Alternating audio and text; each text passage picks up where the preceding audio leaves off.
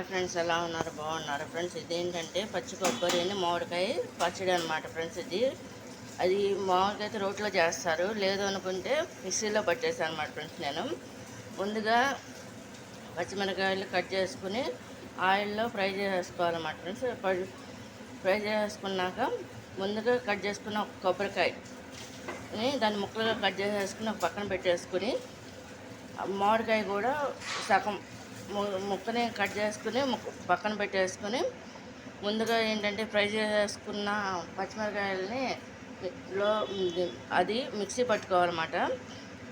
పచ్చిమిరకాయలు, మామిడికాయ ముక్కలు, కొబ్బరి కలిపి మిక్సీలో వేసుకుని దాంట్లో అంటే కొంచెం జీలకర్ర సరిపడా సాల్ట్ వేసుకుని మిక్సీ పట్టేసుకోవాలన్నమాట ఫ్రెండ్స్. ఇది పట్టేసుకున్నాక దాంట్లో అది మిక్సీ పట్టేసుకున్నాక ఈ విధంగా అవుద్ది అనమాట.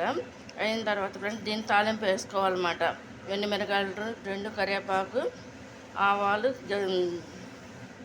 జీలకర్ర, పచ్చెనగబద్దలు కలిపేసి ఆయిల్లో కలిసి దీన్ని తాలింపు వేసుకోవాలన్నమాట ఫ్రెండ్స్. ఇది తాలింపు వేసేసుకున్నాక ఇది రైస్లోకి కానీ టిఫిన్లోకి కానీ తినొచ్చు అనమాట ఫ్రెండ్స్. ఇది పచ్చి మామిడికాయ, పచ్చి కొబ్బరి పచ్చడి అనమాట ఫ్రెండ్స్.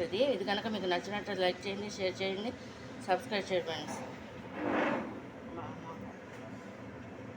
ఇది ఈ సీజన్లోనే దొరుకుద్ది కాబట్టి ఈ సీజన్కి ఒకసారి చేస్తాం అనమాట ఫ్రెండ్స్. ఈ సీజన్ అంతకాలంలో అయ్యేలోపు ఒకసారి కానీ 2 సార్లు అలా చేసుకుంటాం ఇంట్లో. కానీ ఫస్ట్ చేసింది మాత్రం వీడియో తీస్తుంది అనమాట ఫ్రెండ్స్. ఇది స్టార్టింగ్. ఇది కనుక మీకు నచ్చినట్టు లైక్ చేయండి, షేర్ చేయండి, సబ్స్క్రైబ్ చేయండి ఫ్రెండ్స్.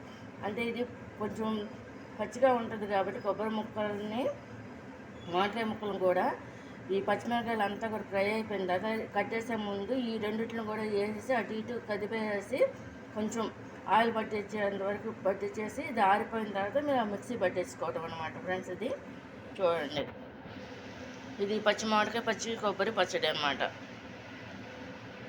ఇది కనుక నచ్చినట్టు లైక్ చేయండి, షేర్ చేయండి, సబ్స్క్రైబ్ చేయండి ఫ్రెండ్స్. బాయ్.